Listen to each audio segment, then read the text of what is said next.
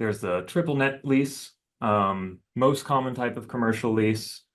Here we have taxes, utilities, and insurance all covered by the tenants, in addition, of course, to some kind of fixed rent. Tenant will cover proportional CAM and maintenance expenses. We'll go into a little detail later about what proportional means, but basically the tenant's share of the maintenance of those common areas. If the tenant is the sole occupant, CAM expenses are generally built into the rent itself because there's less of this question of the division of the CAM expenses.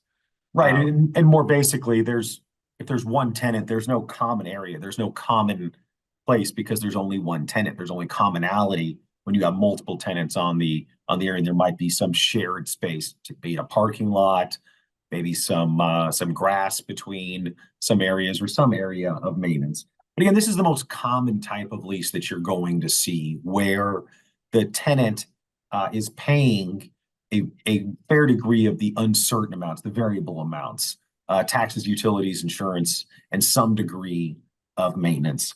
And we'll get into what the common breakdown of those looks like again.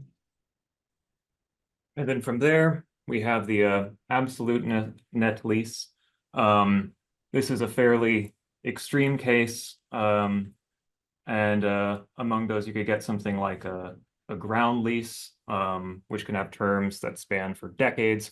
But the general idea with these is that the landlord is more of a passive investor than an active participant at all in the maintenance of the property. The tenant will have the ability to, and the authorization to shape the property as needed to build or modify structures. This sort of investment also necessitates relatively long lease terms just for the tenant to get the full benefit. Because the tenant is given such authorization to incur such expenses while making use of the property in such a discretionary way, the landlord doesn't have responsibility for taking on these expenses.